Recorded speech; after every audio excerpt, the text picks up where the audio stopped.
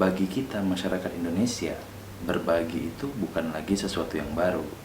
Karena dari zaman kakek nenek kita dulu udah ngajarin yang namanya nilai-nilai gotong royong. Apalagi dalam masa pandemi begini, akan banyak sekali orang atau pihak yang butuh banget pertolongan. Karena yang tadinya kerja jadi nganggur, yang tadinya bisa jualan kecil-kecilan jadi nggak bisa jualan lagi. Karena memang di masa pandemi seperti sekarang ini, segala gerak kan dibatasin. Jadi banyak sekali orang yang jadi agak kesulitan untuk memenuhi kebutuhan hidupnya sehari-hari. Nah, kemudian muncullah beberapa gerakan sosial ya, yang orientasinya itu membantu orang-orang yang kesusahan tadi. Banyak banget sekarang, dari dulu-dulu bahkan, sekumpulan orang dalam bentuk organisasi, apakah itu dalam bentuk yayasan atau perusahaan yang sekarang gencar bikin program-program kayak gitu. Ada yang bagi-bagi sembako, ada yang bagi-bagi masker waktu awal-awal pandemi corona kemarin. Kemudian ada juga yang bagi-bagi makanan. Itu kalau kita lihat di media sosial itu banyak banget seliweran foto-foto orangnya, kemudian foto-foto barangnya, kemudian foto atau video pas kegiatan mereka bagi-baginya itu. Kemudian muncullah beberapa tanggapan, yang salah satunya kira-kira bunyinya begini: kok sedekah pamer? Riak dong. Kalau pamer ngapain sedekah? Sia-sia dong jadinya. Benar, benar sekali. Kalau sedekah tujuannya pamer, ya tentu salah. Ya dong, kita semua pasti sepakat bahwa segala sesuatu perbuatan yang baik yang ditujukan buat pamer, tentu ini kan nggak bisa dibenarkan. Kayak kata UAS, kalau kita ibadah dengan niat pamer, bisa hilang loh pahala ibadahnya. Tapi pertanyaannya, bener nggak mereka itu pamer? Loh, pamer dong. Masa sedekah pakai foto-foto? Masa sedekah pakai video-video? Apa coba namanya kalau bukan pamer?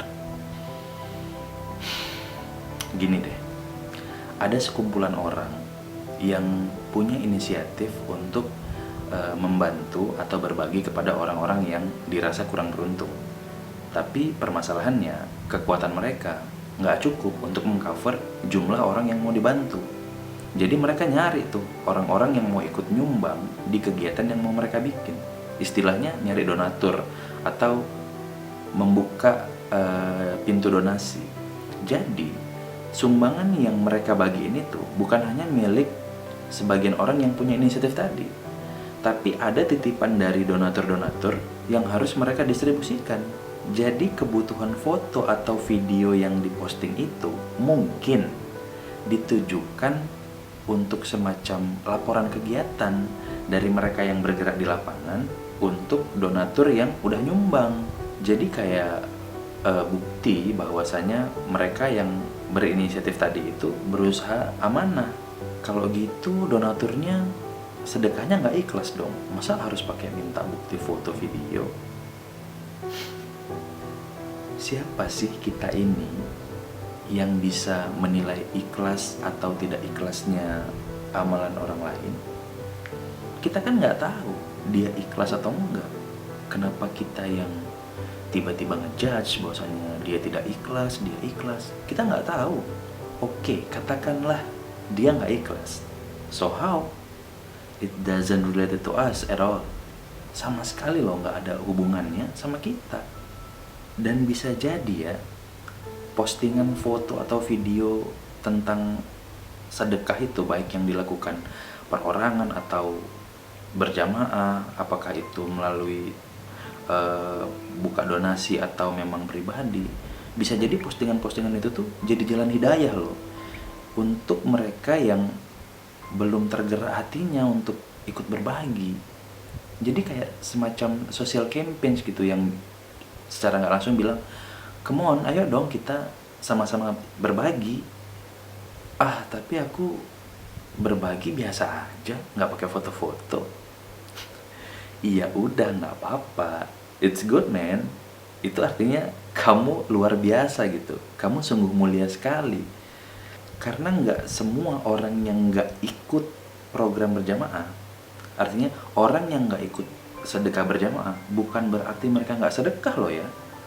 Ada orang yang sedekahnya diem-diem, dia mau ngeluarin uang puluhan juta pribadi, dia nggak kaya-kaya banget, duitnya itu didapat dari hasil dia jual barang dan menjual beberapa aset pribadinya.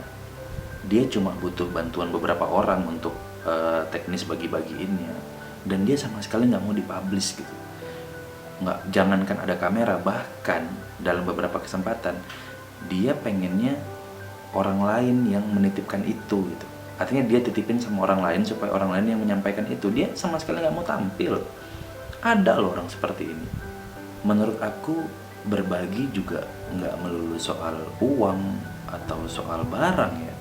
Dengan ngasih informasi yang benar atau memberikan bantuan dalam bentuk tenaga atau pikiran kepada orang lain, itu kan juga udah berbagi kan. Atau sederhananya begini, dengan tidak menguangkan segala sesuatu yang dibutuhkan orang lain terhadap diri kita, itu juga namanya berbagi. Jadi apapun style kita dalam berbagi ya, bagi aku yang penting kita tetap berbagi. Semangat gotong royong itu yang wajib banget jadi main idenya kita. Persoalan ikhlas atau enggak, dapat pahala atau enggak, ya biarkan itu menjadi hal yang paling pribadi antara si yang mau berbagi tadi dengan Tuhannya. Karena dengan berbagi itu ya, atau kalian boleh tanya deh sama orang yang memang rutin berbagi dengan orang yang kurang beruntung gitu. Coba deh kalian tanya sama mereka, pada saat kita berbagi itu akan lahir rasa simpati, bahkan empati, yang rasanya itu nggak bisa dijelasin kan. Dia nyes aja gitu ke hati. Terus nanti kayak rasa syukur kita tuh bakal meningkat gitu, bahwa oh my god, how lucky I am. Betapa sebenarnya hidup aku itu masih beruntung banget ya. Gimana bisa aku ngeluh, gimana aku bisa protes sama Tuhan, sementara orang-orang yang hidupnya tidak seberuntung aku masih banyak gitu. Dan mereka survive, mereka hidup, bahkan mungkin mereka jauh lebih bahagia dengan rasa syukur yang mereka punya. So gak ada yang salah dengan berbagi, gak ada masalah sama sekali.